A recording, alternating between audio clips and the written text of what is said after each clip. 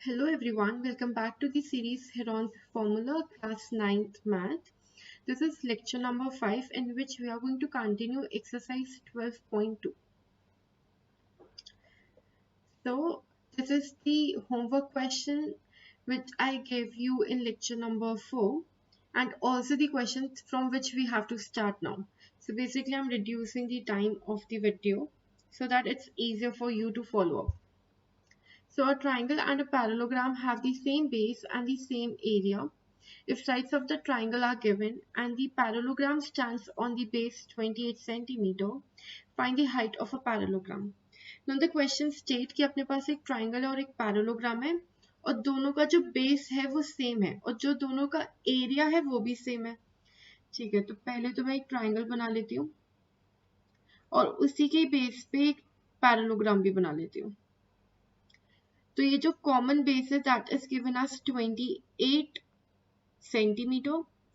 वैसे तो हमें ट्राइंगल के तीनों ही साइड गिवन है तो इसे 26 मान लेती हूँ और इसे 30 सेंटीमीटर मान लेती हूँ.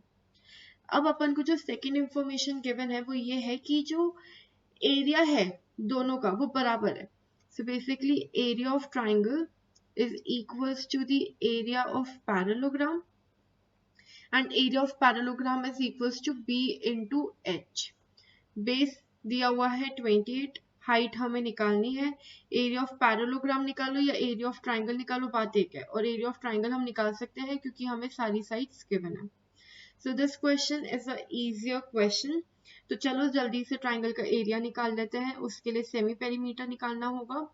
सो sum of all the sides divided by 2 will be the semi perimeter, which will come out to be 84 by 2, that is 42 centimeter. Now let's put the values in the Heron's formula. So 42 s minus a, s minus b and s minus c. Let's simplify this further. So it will be 42 into 14 into 16. Okay, this will come out to be 12 into 16. So this is what we got after simplification. Now we just have to solve the square root. तो इसका जो square root आएगा that will be 336 centimetre square. Never forget to put the units after your final answer.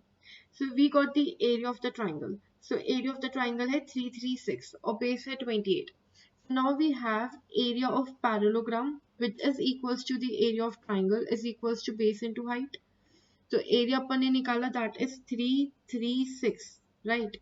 या and जो base given है that is 28. इससे हम simply h को निकाल पाएंगे. तो जो अपनी h की वैल्यू आएगी that will be 336 upon 28. So h will be 12 centimetre. So this was a easier question. Now let's do question number 5 of exercise 12.2. So a rhombus shaped field has green grass for 18 cow to graze. If each side of the rhombus is 30 meter and its longer diagonal is 48 meter, how much area of the grass field will each cow be getting? तो हर एक काव की बात हो रही है. बहुत सारे काव दे रखे हैं तो ऑब्वियसली हमें पहले तो डिवाइड करेंगे. ठीक है, क्या डिवाइड करने से पहले एरिया निकाल लेते हैं. सो बेसिकली जो अपनी पूरी फील्ड है ना वो सफिशिएंट है 18 गाय के लिए. अब अपन से पूछा है कि एक गाय कितना फील्ड यूज करती है. तो पहले उस फील्ड का एरिया निकाल लेते हैं, फिर उस एरिया को 18 से डिवाइड करेंगे, हमें एक गाय के लिए मिल जाएगा, है ना. तो चलो पहले एरिया निकाल लेते हैं. तो रोम्बस का एरिया निकालना है तो पहले तो रोम्बस क्रिएट कर लेते हैं. अपन को इसकी साइड दी हुई है 30 मीटर. तो ऑब्वियसली रोम्बस की सारी साइड बराबर होती है. हमें जो इसका लंबा वाला डायगोनल है वो भी दे रखा है दैट इज 48 मीटर. तो ये तो बहुत इजी क्वेश्चन हो गया. इसको अपन ने दो पार्ट्स में डिवाइड किया, ट्राइंगल 1 एंड ट्राइंगल 2. हर एक ट्राइंगल की अपन को तीनों साइड पता है. हम एरिया निकाल लेंगे. हम area of 1 plus area of 2 करेंगे तो हमें रोम्बस का एरिया मिल जाएगा. और रोम्बस के एरिया को 18 से डिवाइड करेंगे तो हमें एक गाय कितनी ग्रास खाती है वो पता चल जाएगा. तो चलो वैसे मैं बता दूं, जो एरिया 1 है वो ही एरिया 2 के बराबर है क्योंकि all sides are equal.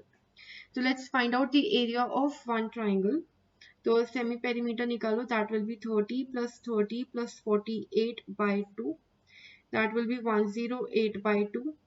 Finally we get the semi perimeter as 54 meter. Now let's put the formula into Heron's formula. So S is coming out to be 54. S minus A will be 54 minus 30. S minus B will be 54 minus 30. And S minus C will be 54 minus 48. Simplify this further, what you will get, 54 into 24 into 24 into 6. When you will simplify the square root, you will get 432 centi, अच्छा यहाँ metre में given है ना, तो the unit will be metre square. तो एक triangle का जो एरिया है दैट इज 432 मीटर स्क्वायर। तो जो टोटल एरिया आएगा रोम्बस का that will be 432 plus 432। So तो जो फाइनल एरिया है रोम्बस का दैट इज 864। अब अपन को गिवन है कि जो 864 मीटर स्क्वायर है, बेसिकली जो मेरे पास पूरा रोम्बस है वो 18 काउ उसमें खा पाती है। तो एक काउ कितना मीटर स्क्वायर खा पाती है? तो देखो, जब अपन बहुत सारों से एक पे जाते हैं ना तो वी डिवाइड, और जब एक से बहुत सारे में आ रहे होते हैं देन वी मल्टीप्लाई। ठीक है, तो मैं उल्टा लिख देती हूँ। सो 1 to many, तो जब हम एक से मैनी पे जा रहे होते हैं वी मल्टीप्लाई, और जब मैनी से एक पता लगाना होता है वी डिवाइड। तो अपन को बहुत सारों का पता है, एक का निकालना है, so we will divide. So we will divide 864 by 18 to get the value of 1 cow, मतलब कि एक गाय कितना खा पा रही है उसको जानने के लिए हम डिवाइड कर देंगे 18 से। So answer will be 48 metre square. Never forget to put the units after your final answer. Now question number 6 states an umbrella is made by stitching 10 triangular pieces. तो देखो, ये अपन को अभी फ्रंट पार्ट दिख रहा है, लेकिन जितना ये आगे है उतना ये पीछे भी है ना। तो अपने पास बेसिकली 10 ट्राइंगुलर पीसेस थे, उन्हें अपन ने स्टिच किया और एक अम्ब्रेला बनाया। अपन ने 2 डिफरेंट कलर यूज किए, तो ट्राइंगुलर पीसेस 10 है तो बेसिकली 5-5 हर एक कलर का होगा। मान लेते हैं कि एक ब्लू कलर है और एक ब्लैक कलर है, तो 5 ब्लू और 5 ब्लैक कलर से मैंने टोटल 10 ट्राइंगल इकट्ठे किए, उन्हें स्टिच किया और अम्ब्रेला बना दिया। हर एक ट्राइंगल का अपन को डायमेंशन गिवन है, दैट इज 20, 50 एंड 50। ठीक है, अब पूछा है कि हर एक क्लॉथ, मतलब हर एक कलर का जो क्लॉथ है वो कितना यूज हुआ गया है, तो हर एक कलर के बारे में पूछा गया है।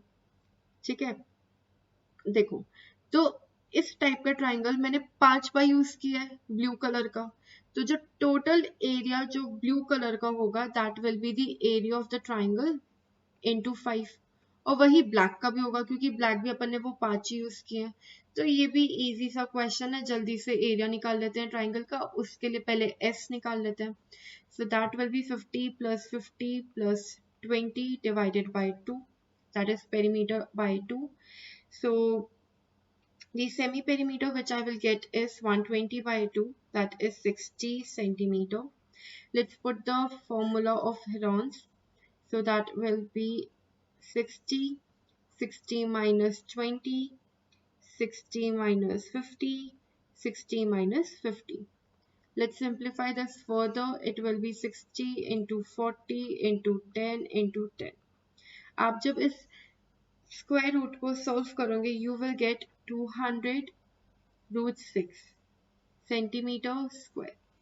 So this is the area of one triangle and I am using 5 triangle of one color. तो एक कलर के मेरे पास टोटल है 5 ट्राइंगल। ठीक है, तो अब इसका एक कलर का जो टोटल एरिया होगा वो क्या होगा, 5 into the area of one triangle which was 200√6.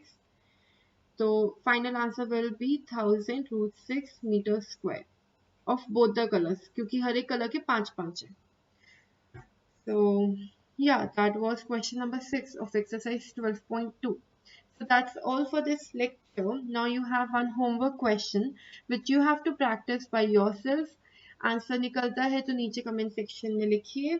You can connect to us through mail, that is summarizeandmemorize@gmail.com.